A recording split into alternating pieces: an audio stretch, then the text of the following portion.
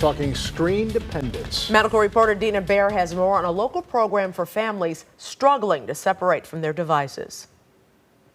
Experts know it's not an all or nothing game when it comes to adolescence and screen time, but they also know kids who are on social media platforms for 3 or more hours a day are twice as likely to develop mental health issues.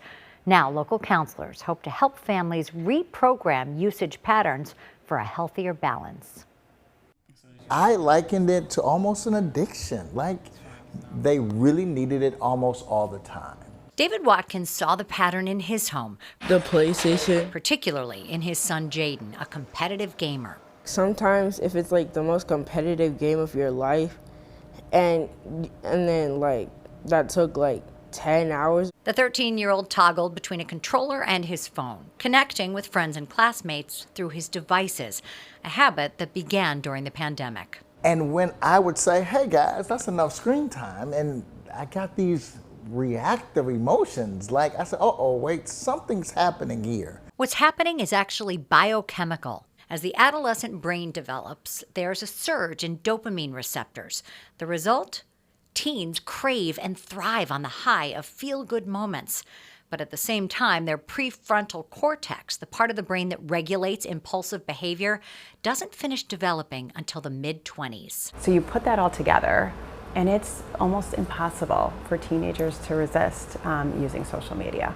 And I think that that's something that the tech companies they know that, and they're banking on that. Our average in this country in terms of social media use for teenagers is 5 hours.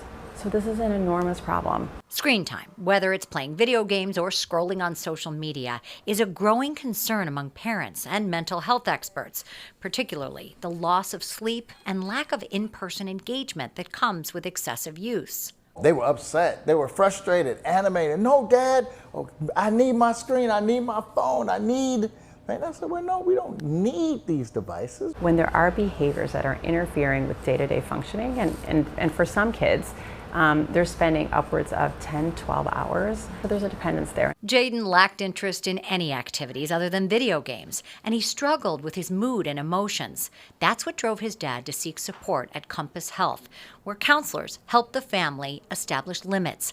A checklist serves as a reminder for Jaden and his brothers to prioritize certain tasks before picking up their devices. And there's a plan for tech-free activities.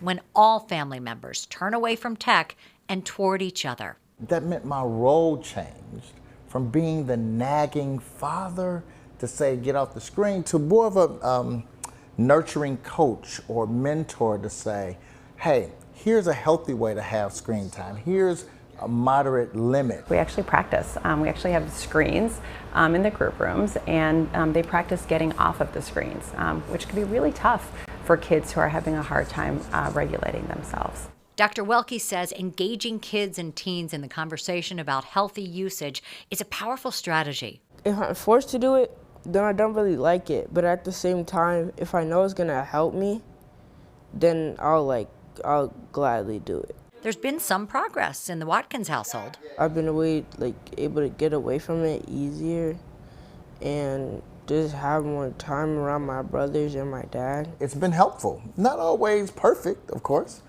but it has helped tremendously. It was wonderful when Jaden said once, hey Dad, I think I've had enough of screens today. Let me go do that or something else. I was like, perfect. I couldn't ask for anything more. Okay. You can learn more about the Compass Health Screen Dependence Support Program on our website. Back to you.